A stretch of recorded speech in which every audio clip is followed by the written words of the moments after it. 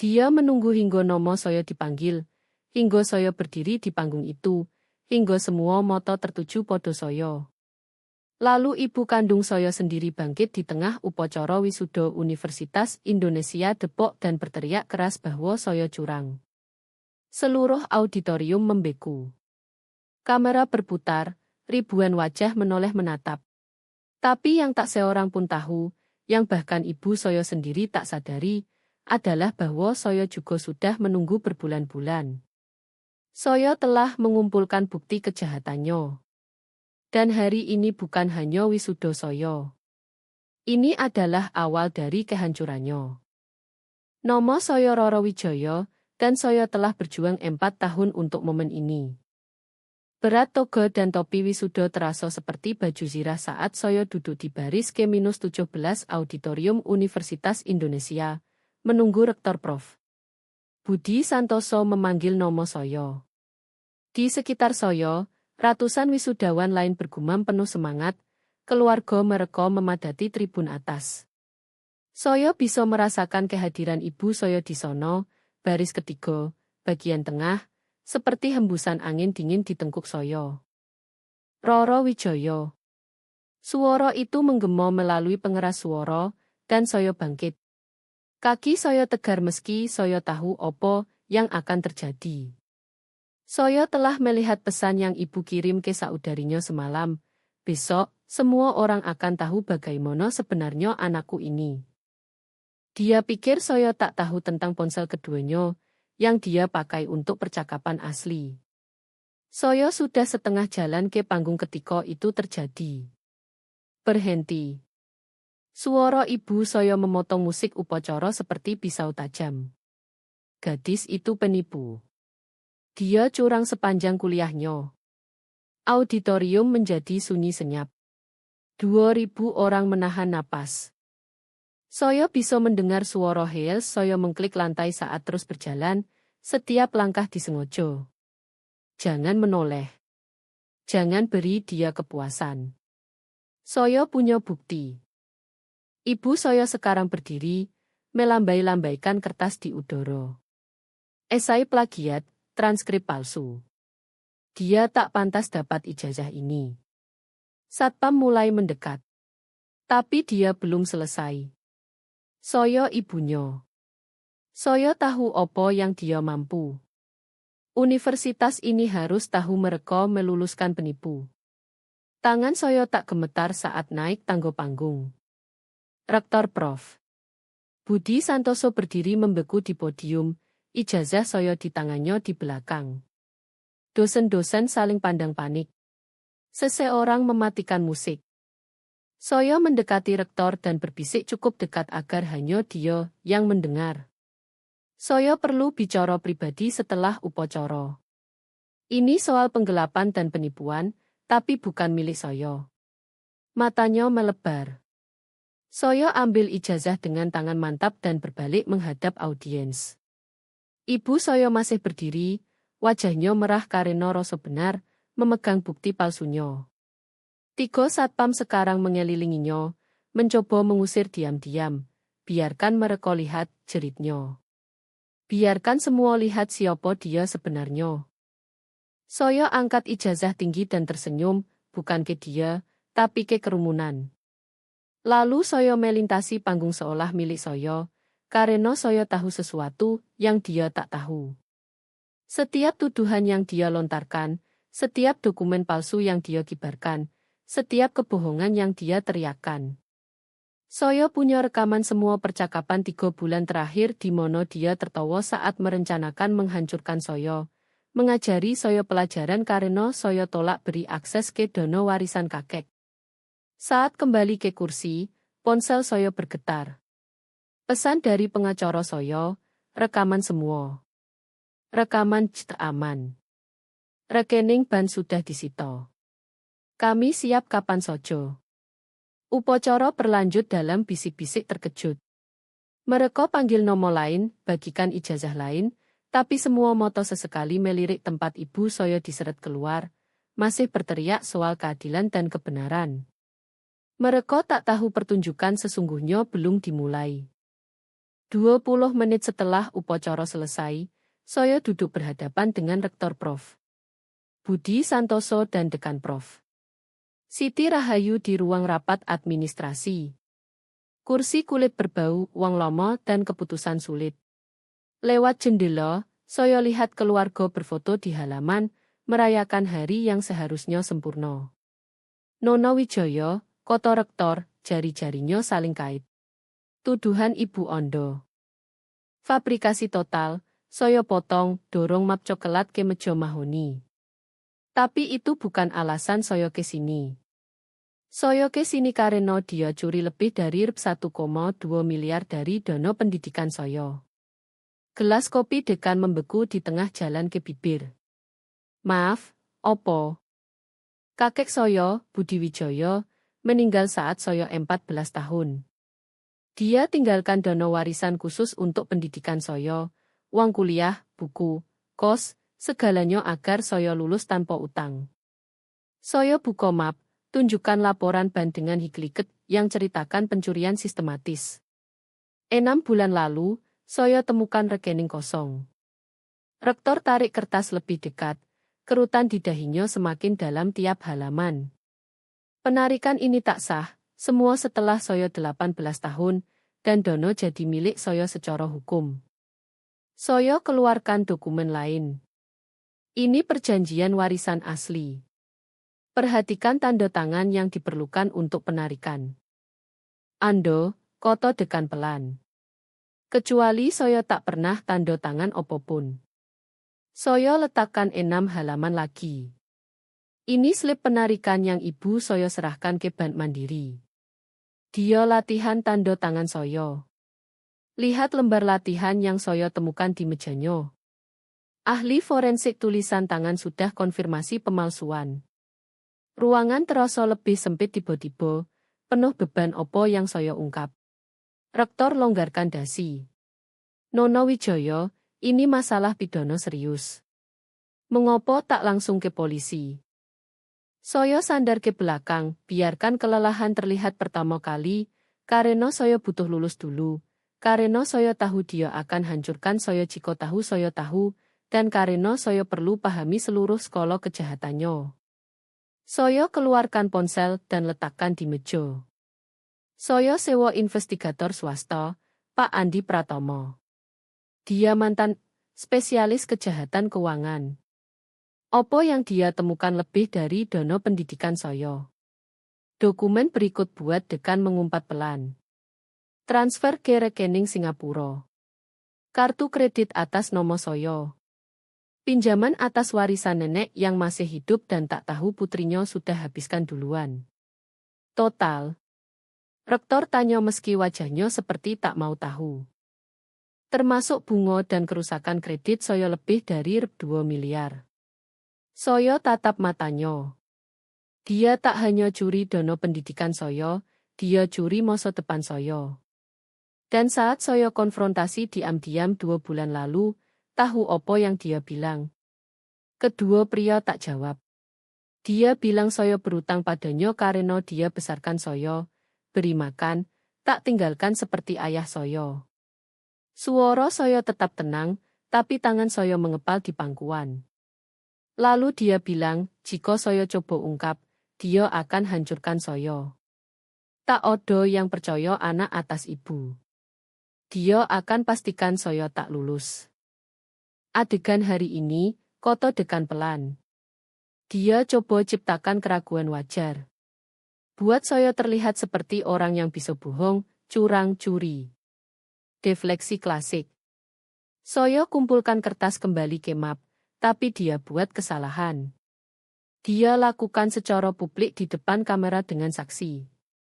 Rektor berdiri dan jalan ke jendela, bayangannya seperti hantu di kaca.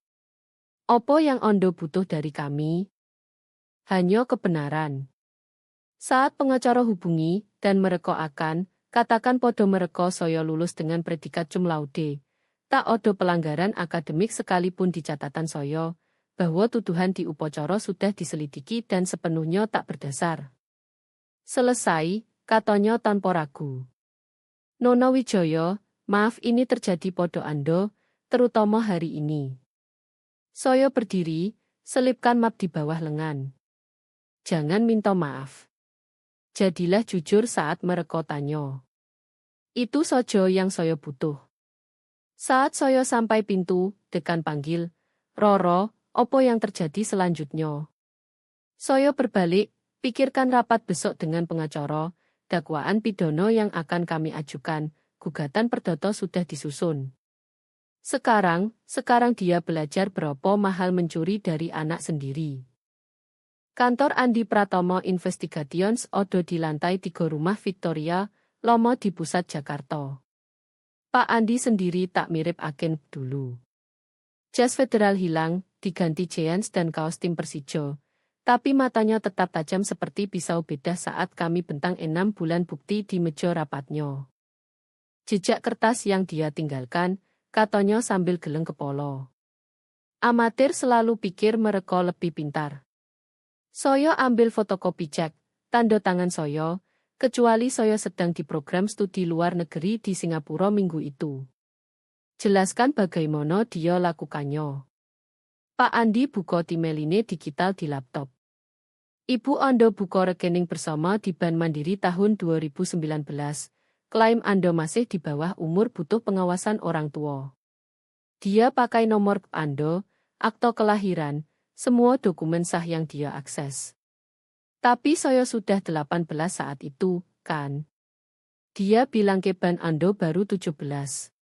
Kebohongan kecil, tapi beri dia tahun ekstra kontrol. Dia klik layar berikut. Dia mulai kecil. Rp 500.000 di sini, Rp 1 juta di sono. Uji sistem. Saat tak ada yang notice, dia makin berani. Slide berikut tunjuk transfer kawat yang buat perut saya mual.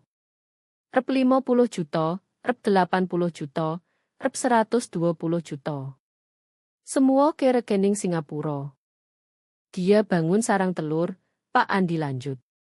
Tapi ini yang menarik. Lihat deposit ini.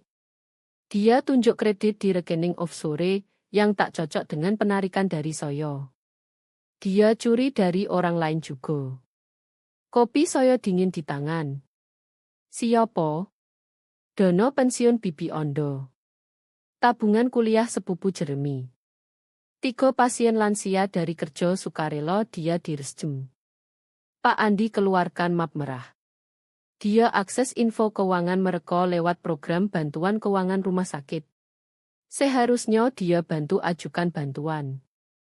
Malah dia bantu diri sendiri. Bukti menghancurkan. Surat kuasa palsu, kwitansi amal palsu, bahkan perusahaan investasi bohongan yang dia buat untuk alirkan uang. Tapi senjata utama.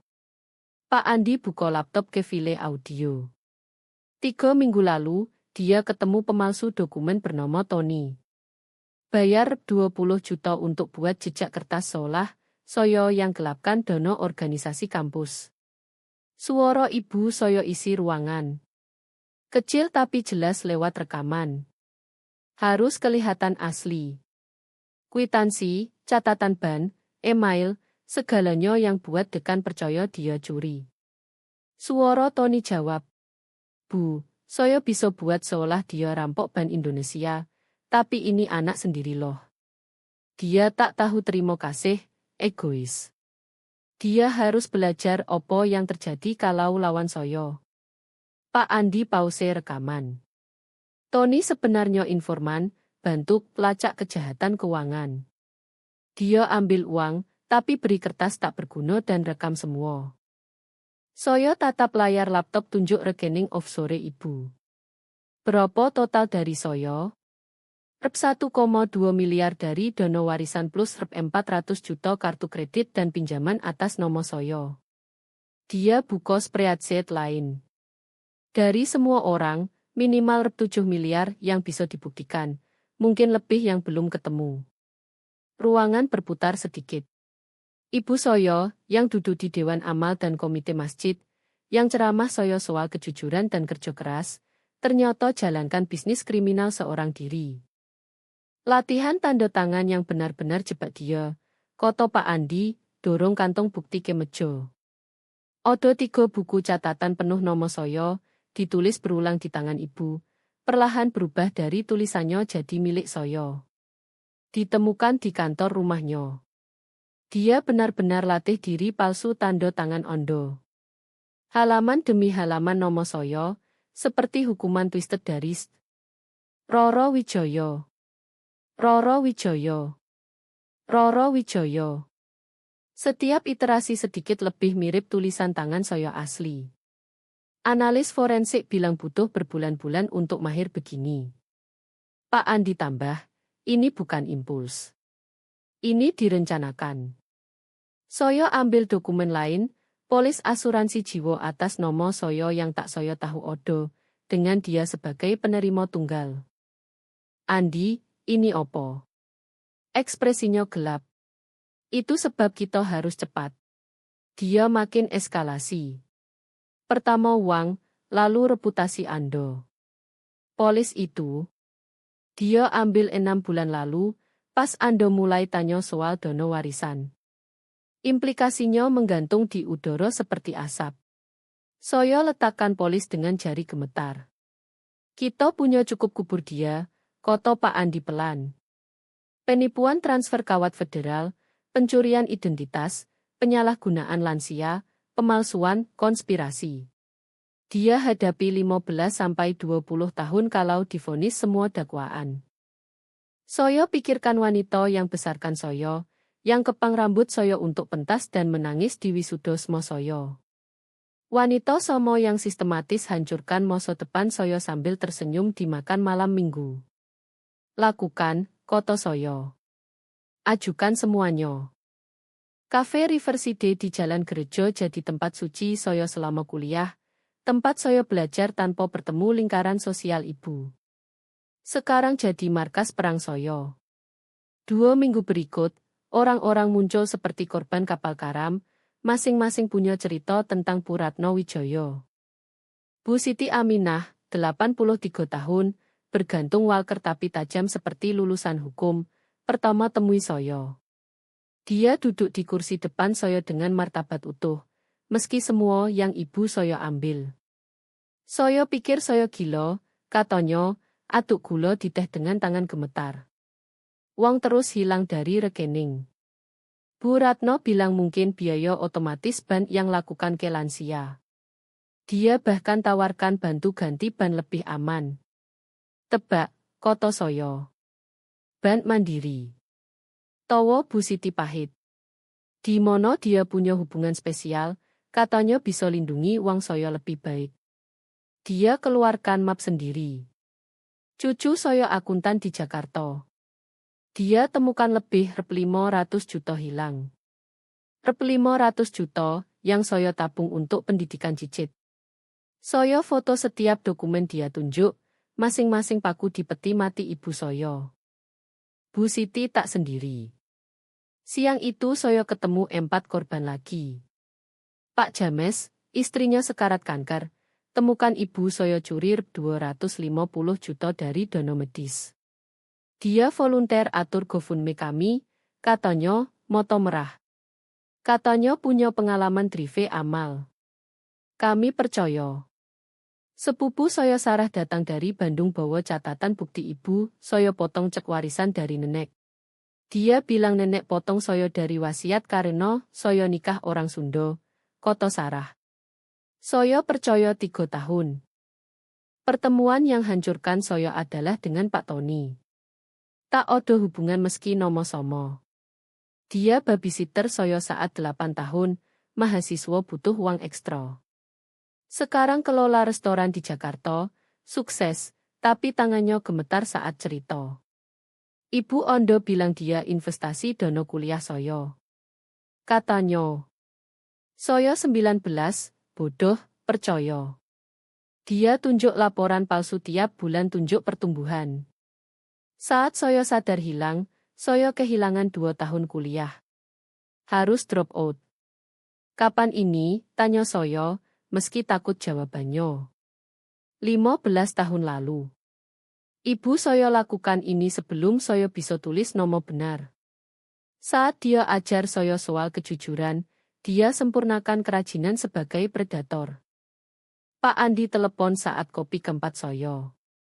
Roro, lihat berita. Saya buka stasiun lokal di ponsel. Wajah ibu saya isi layar, air mata mengalir saat bicara ke reporter di luar rumah. Putri saya selalu bermasalah. Saya coba bantu, coba terapi, tapi dia balik semua lawan saya. Ini yang terjadi saat penyakit mental tak diobati. Reporter tampak simpati. Anda bilang tuduhan ini palsu. Sepenuhnya fabrikasi. Dia marah karena saya tak beri uang lebih. Saya sudah beri segalanya. Bayar kuliah, mobil, hidupnya, tapi tak pernah cukup buat dia.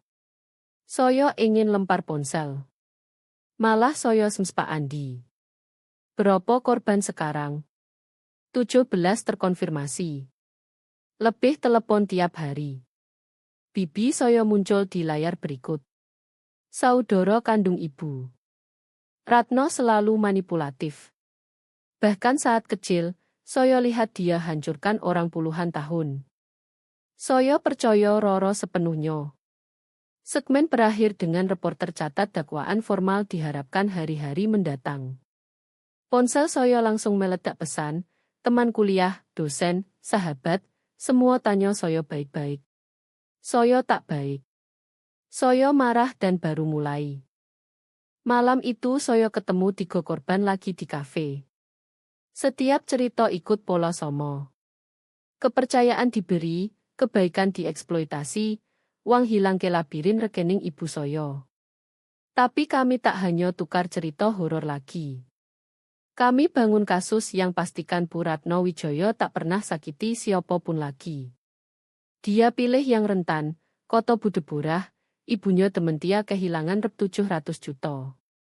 Orang yang percaya dia, yang butuh bantuan, dia predator berpakaian sukarelawan amal. Saat kafe tutup pukul 10, saya sudah dokumentasikan kesaksian 22 korban. Pak Andi estimasi total pencurian lebih rep 7 miliar, rentang 15 tahun di 3 provinsi. Ibu saya tak hanya curi dana pendidikan saya. Dia bangun kerajaan di punggung orang yang percaya dia. Saat jalan ke mobil, ponsel saya bunyi. Nomor tak dikenal. Kau tak tahu terima kasih. Suara ibu saya mendesis. Kau pikir menang? Aku hancurkan kau. Tak ada yang mau kerja kau. Tak ada yang percaya kau. Kau tak ada. Sebenarnya, koto saya tenang. Aku bebas dan kau di penjara. Telepon mati. Saya pulang tahu perang jauh dari selesai. Tapi pertama kali dalam bulan, saya tak bertarung sendirian. Gedung Pengadilan Negeri Depok berdiri seperti monumen abu-abu keadilan di pagi Kamis yang janji hujan. Saya atur setelan abu-abu, yang saya beli dengan uang sendiri dari kerja paruh waktu ibu tak tahu, dan lewat security dengan tim hukum. Bu Lestari Pratiwi, pengacara saya, tampak bisa makan pengacara korporat sarapan dan masih ada ruang dessert. Mantan jaksa, sekarang pejuang. Dia ambil kasus pro bono setelah bocor file bukti. Biasanya mereka nangis, katanya saat pertemuan pertama. Kasus pencurian keluarga, semua nangis. Tapi kau tak nangis, kau rencana. 6 minggu setelah wisuda, kami duduk di meja penggugat lihat ibu masuk dengan pengacaranya. Pria berkeringat bernama Pak Garet, yang jelas dibayar dengan uang curian saya. Semua berdiri untuk Yang Mulia Hakim Drwidyo. Hakim Widyo tampak seperti orang yang dengar semua kebohongan pernah diciptakan dan tak sabar dengan yang baru. Dia review dokumen awal dengan ekspresi semakin keras tiap halaman. Bu Ratno Wijaya, mulai dia, intip lewat kacamata. Anda dituduh curi lebih rp 7 miliar dari banyak korban, termasuk anak sendiri. Bagaimana pledoi? Ibu saya berdiri, pakai kalung mutiara, yang saya beri hari ibu 3 tahun lalu. Yang Mulia, ini salah paham. Saya kelola keuangan keluarga, bantu teman lansia dengan ban mereka. Putri saya bingung. Duduk, Hakim Widya Koto datar. Bu Lestari, sajikan bukti Anda. Bu Lestari bangkit seperti petarung masuk ring. Yang mulia, kami punya bukti dokumentasi pencurian sistematis rentang 15 tahun. Exhibit O, dana warisan pendidikan yang didirikan kakek Budi Wijaya untuk cucunya Roro. Proyektor tampil dokumen asli, jelas, sederhana, legal, uang untuk pendidikan saya, hanya akses saya setelah 18 tahun. Exhibit, catatan penarikan dari dana itu. Mulai 6 bulan setelah Nona Wijaya 18, puluhan transaksi isi layar. Wajah ibu saya tetap tenang, tapi tangan pegang meja. Exhibit buku catatan latihan di mana Bu Ratno latih diri palsu tanda tangan putrinya. Ruang sidang terkesiap saat gambar buku muncul. Nama saya ditulis ratusan kali, berkembang dari tulisan ibu jadi replika sempurna milik saya. Objection, Pak Garret berdiri, semakin berkeringat. Itu bisa dari mana saja. Exhibit, Bu Lestari lanjut lancar. Analisis forensik tulisan tangan oleh De Patricia, konfirmasi latihan cocok tulisan tangan terdakwa, dan pemalsuan cocok slip penarikan. Keteguhan ibu retak. Dia bisik urgen ke pengacara, yang tampak ingin dimono saja lain. Exhibit E rekaman percakapan antara Bu Ratno dan pemalsu dokumen bahas rencana frame putrinya sebagai penggelap.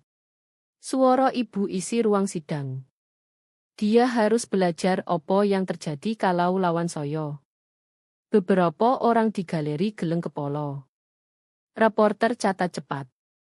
Yang mulia, Koto Bu Lestari. Kami punya 22 korban tambahan siap bersaksi. Bu Ratno curi dari pasien lansia RSJM, kerabat sendiri, bahkan babysitter masa kecil putrinya. Ini bukan pengelolaan keuangan. Ini predasi. Hakim Widya berpaling ke ibu saya. Bu Ratno, ingin respons tuduhan ini. Ibu saya berdiri lagi, air mata mengalir. Saya ibu baik. Saya korbankan segalanya untuk Roro. Saya kerja 2 pekerjaan, kekurangan agar dia punya hal bagus, dan ini balasan dia dengan kebohongan dan tuduhan. Apakah Anda tolak penarikan uang dari dana warisan putri? Saya lindungi, investasikan. Di mana investasi itu? Tanya Hakim Widya. Diam Bu Ratno. Saya tanya langsung. Di mana uangnya? Air mata ibu berhenti. Topengnya lepas dan sesaat saya lihat wanita asli di bawah. Dingin, kalkulasi, tertangkap. Saya mau pengacara lain, katanya. Motion ditolak. Pak Garret, punya bukti bantah klaim ini. Pak Garret acak kertas tanpa arti. Kami minta penundaan review bukti. Pak Garret, Anda sudah punya 6 minggu. Saya keluarkan putusan langsung untuk penggugat jumlah penuh yang diklaim, Rp 1,2 miliar plus bunga dan ganti rugi. Selain itu, saya rujuk kasus ini ke Divisi Pidana untuk penuntutan. Palu jatuh seperti petir. Ibu saya meledak. Kau tak tahu terima kasih. Dia loncat ke arah saya, tapi satpam cegat. Saya beri segalanya. Kau berutang padaku.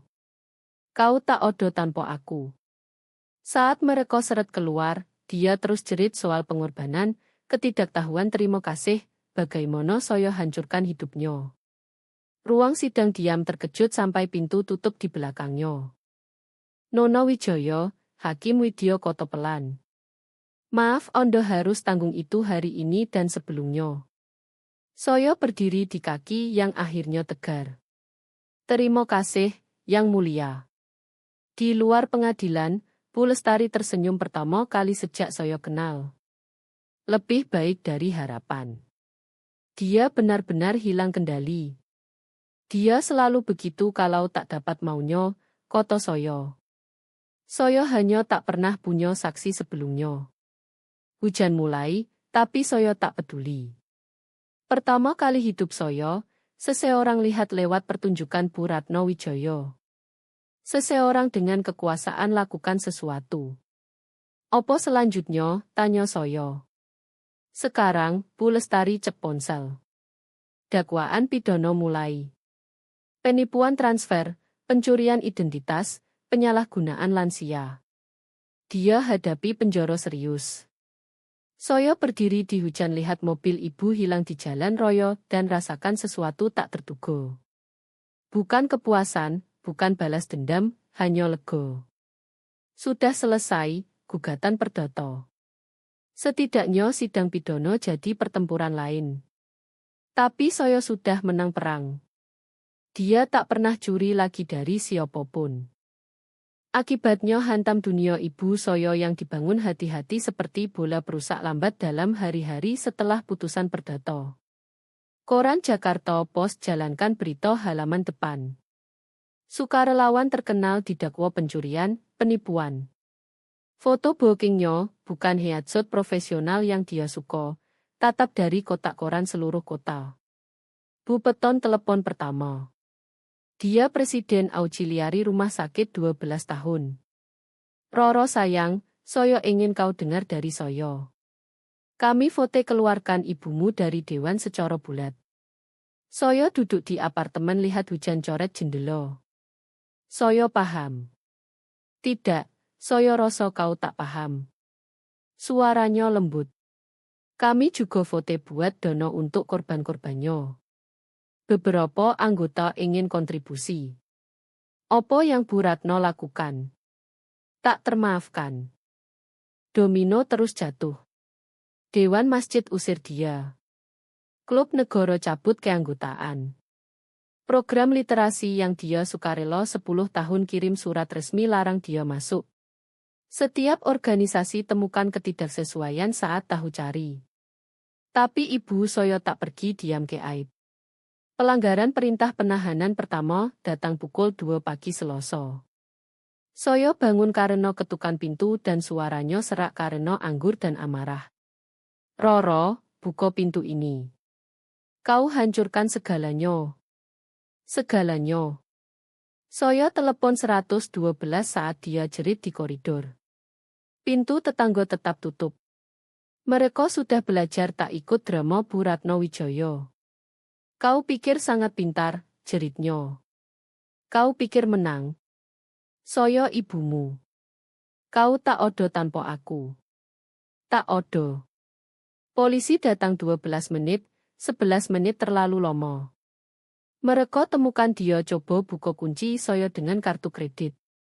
Mungkin satu yang dia buka atas nama saya. Bu, Anda harus ikut kami. Kalian tak tahu siapa saya? Dia lawan borgol. Saya di dewan rumah sakit. Putri saya sakit jiwa. Dia butuh bantuan. Mereka dakwa dia langgar perintah pelindung. Dia bayar jaminan pagi berikut dan kembali malam itu. Kali ini hanya duduk di mobil di luar gedung saya awasi jendela saya. Saya dokumentasikan semua. Foto, tim stamp, plat nomor. Bu Lestari bilang kami butuh semuanya. Email mulai dari alamat baru dari akun orang lain. Dia entah bagaimana akses ratusan, dari rasa bersalah sampai ancaman. Kau bayi cantik dulu. Apa yang terjadi padamu? Saya harus aborsi kau saat bisa. Ayahmu pergi karena tahu kau jadi opo. Saya kanker. Kau senang sekarang? Ibumu sekarat dan kau masukkan dia penjara. Dia tak punya kanker. Saya tahu karena telepon dokternya. Ipo cegah detail, tapi depatel pastikan tak odo diagnosis yang sebab khawatir keluarga langsung. Telepon dari ponsel burner, selalu malam. Kadang dia nangis, kadang marah, kadang hanya napas ke telepon saat saya rekam tiap detik untuk bukti. Pak Andi pasang kamera security setelah dia tinggalkan kucing mati di depan pintu saya dengan catatan. Ini yang terjadi podo anak tak tahu terima kasih. Kucing bukan milik saya. Saya tak punya hewan, tapi pesan jelas. Dia eskalasi, Koto Pak Andi Review Votake.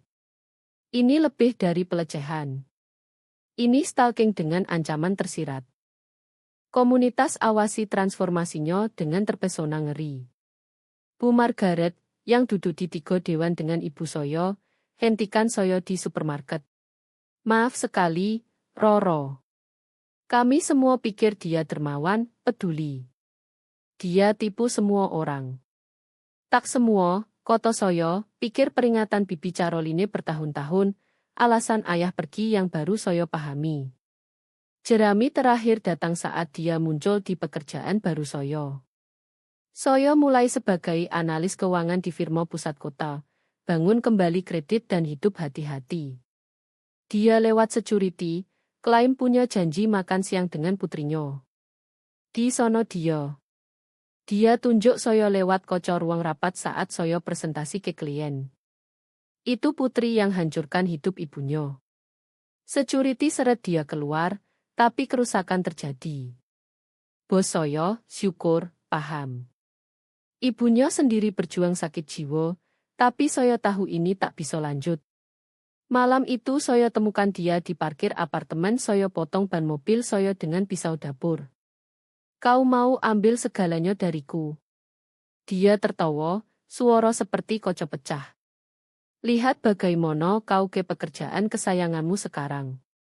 Soyo rekam semua dari jendela. Saat polisi datang, dia masih di sono, duduk di kap mobil Soyo, tunggu Soyo turun. Soyo ibunya, katanya ke petugas, seolah itu jelaskan segalanya. Seolah itu maafkan segalanya. Mereka tangkap dia vandalisme, stalking, dan langgar perintah pelindung. Kali ini hakim cabut jaminan. Saat mereka bawa pergi, dia berbalik sekali lagi. Soyo tak pernah maafkan kau, katanya, suara akhirnya tenang. Tak pernah. Soyo tahu, jawab Soyo. Dan pertama kali, Soyo maksud itu. Soyo tak butuh maafnya. Soyo butuh dia hilang. Komunitas yang dulu peluk Bu Ratno Wijaya sekarang lihat dia opo adanya. Bukan ibu setia dan sukarelawan dermawan, tapi wanita yang topengnya akhirnya lepas tak bisa kembali. Jaksa telepon hari berikut dengan dakwaan baru. Dia ditahan sampai sidang. Soyo ganti kunci pintu tetap. Sidang pidana mulai pagi Februari dingin, 8 bulan setelah wisuda Soyo. Tanggo pengadilan licin es, dan Soyo pegang lengan Bu Lestari saat navigasi kerumunan reporter yang ikuti kasus sejak pencabutan jaminan spektakuler Ibu Soyo. Di dalam ruang sidang 4, suasana beda dari sidang perdata. Ini tak soal uang lagi. Ini soal keadilan. Jaksa penuntut umum Pak James Crawford tampak lahir tuntut kejahatan keuangan. Pernyataan pembukaannya beda dalam presisi. Ladies and gentlemen juri, Bu Ratno Wijaya tak hanya curi uang. Dia curi kepercayaan. Dia curi masa depan. Dia curi dari putrinya sendiri, dari pasien lansia, dari anggota keluarga yang percaya dia. Ibu Soyo duduk di meja pembela pakai setelan abu-abu konservatif. Rambutnya diikat, coba rebut citra terhormat yang dia bangun bertahun. Tapi gelang tahanan oranye di pergelangan kakinya hancur ilusi. Selama 5 hari, penuntutan bentang kasus mereka. 23 korban bersaksi. Bu Siti Aminah butuh bantu ke kursi saksi, tapi kesaksiannya menghancurkan. Pak Tony jelaskan bagaimana pencurian Ibu Soyo derail pendidikannya. Sarah tunjuk dokumen bukti tahun pemotongan cek warisan. Saat giliran Soyo, Soyo siap berbulan. Pak Crawford bawa Soyo lewat bukti metodis.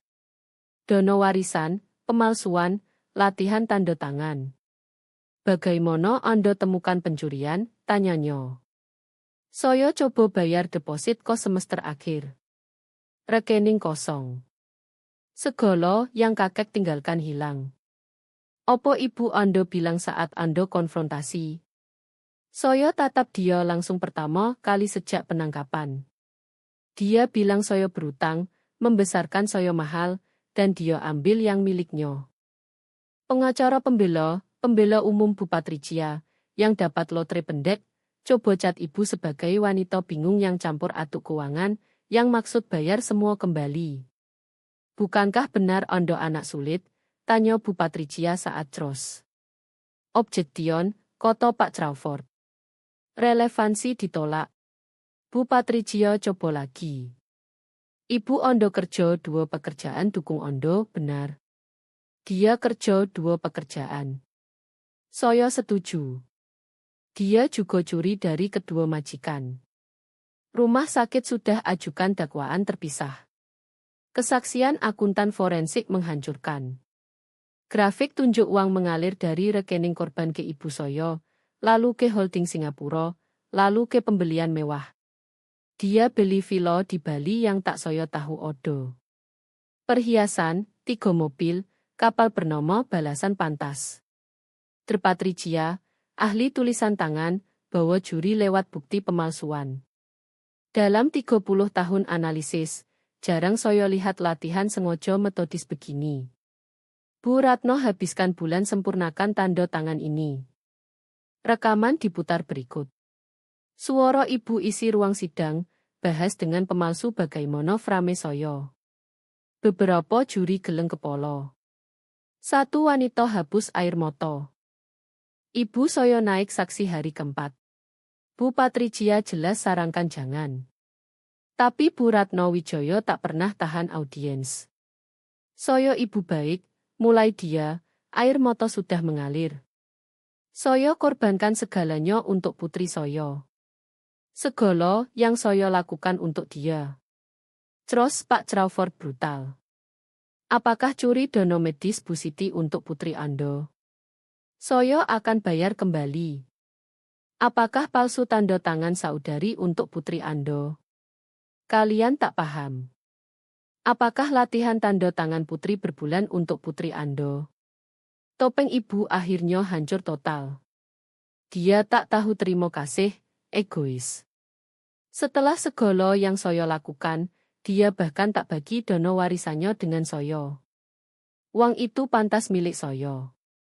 Saya dapatkan. Ruang sidang diam Anda dapatkan. Pak Crawford ulang.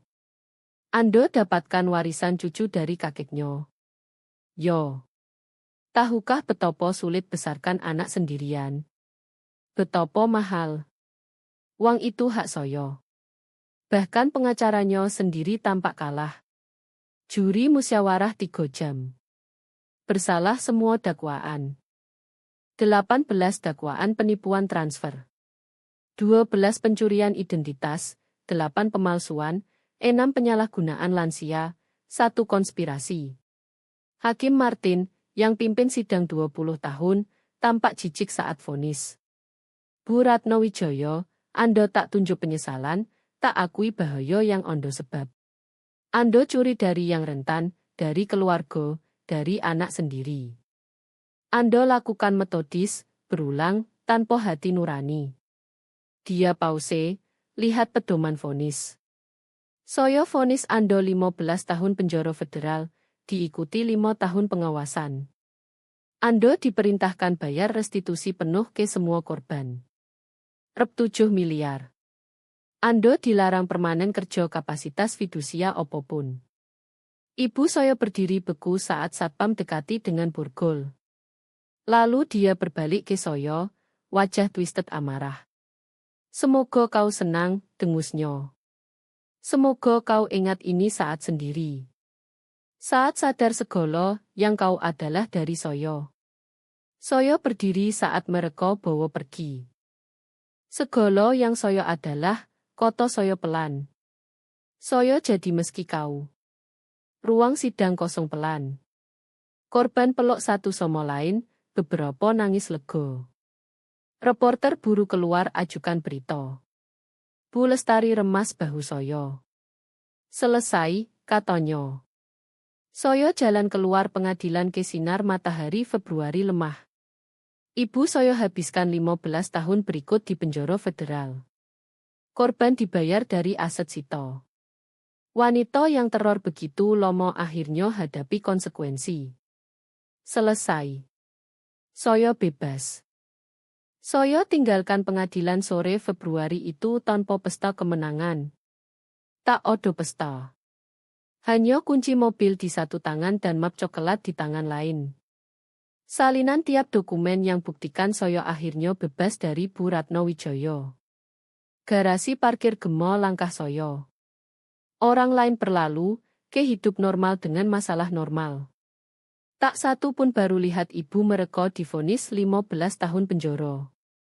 Tak satu pun yatim piatu pilihan. Saya duduk di Honda Civic, beli dengan uang sendiri untuk kerja baru, dan tak nangis. Saya sudah nangis bulan lalu di momen pribadi saat beban pengkhianatan terlalu berat.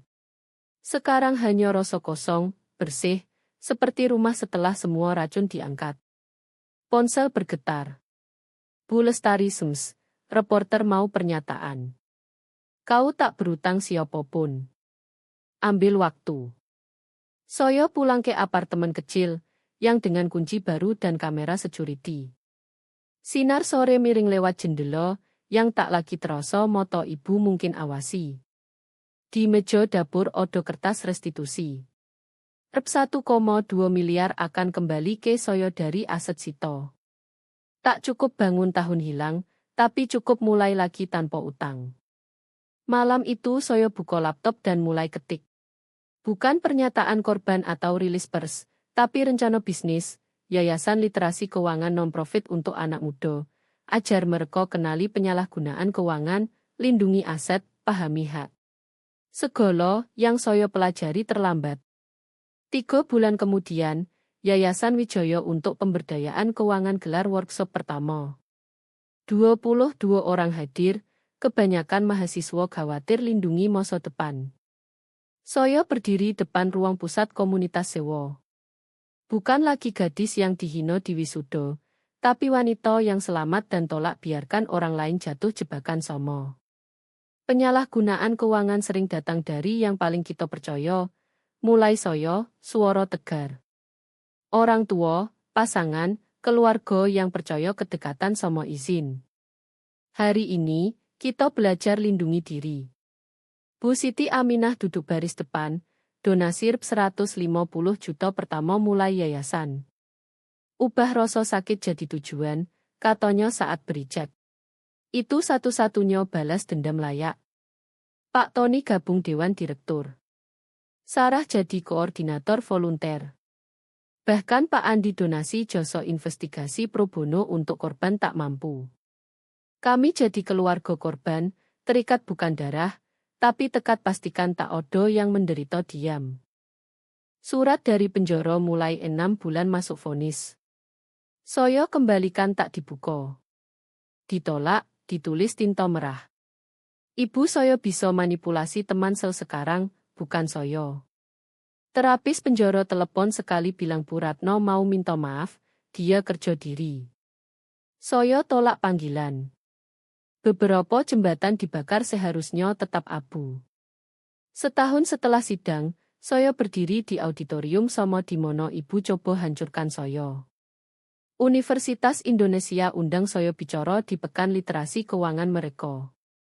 Panggung yang jadi penghinaan saya jadi platform. Kerentanan terbesar Anda, koto saya ke audiens penuh, adalah percaya tak pernah terjadi podo Anda. Bahwa cinta berarti percaya buta keuangan. Bahwa keluarga berarti akses tak terbatas. Saya di sini bilang cinta punya batas. Keluarga punya batasan. Dan masa depan keuangan Anda milik tak ada selain Anda. Tepuk tangan terasa beda dari diam terkejut hari wisuda saya. Ini pengakuan, bukan prestasi akademik, tapi kelangsungan, transformasi. Saya tak pernah cari update soal ibu. Tak lacak gerak penjara atau sidang parole. Dia ada di masa lalu, yang tak saya kunjungi. Wanita yang beri saya hidup coba curi kembali. Potong demi potong, rupiah demi rupiah. Tapi dia gagal paham satu hal krusial. Kita bukan opo yang datang dari kita. Kita adalah opo yang kita pilih jadi. Rekening bank saya sekarang pegang penghasilan sendiri. Skor kredit saya pernah hancur, naik stabil ke sangat baik. Yayasan bantu 53 orang tahun pertama identifikasi dan lepas penyalahgunaan keuangan. Setiap cerita sukses sembuhkan potong lain yang dia rusak. Saya simpan foto kakek di meja, pria yang hadiahnya dia curi, tapi warisan sejati tak pernah dia sentuh. Dia percaya pendidikan, bangun dari nol, kekuatan mulai lagi tiap hari. Saya hormati keyakinan itu. Terakhir kali seseorang tanya soal ibu saya presentasi ke kelompok pekerja sosial tentang tanda peringatan penyalahgunaan keuangan. Di mana dia sekarang? Tanya wanita muda. Tepat di mana dia pilih, jawab saya. Dan saya tepat di mana saya pilih. Itu soal balas dendam. Jenis terbaik bukan hancurkan orang lain. Ini tolak dihancurkan. Ini ambil hal terburuk yang terjadi pada Anda dan ubah jadi alasan orang lain selamat. Bu Ratno Wijaya curi wong saya, kepercayaan, keamanan, tapi tak bisa curi masa depan saya karena saya sudah ambil kembali. Terima kasih banyak dengar cerita saya.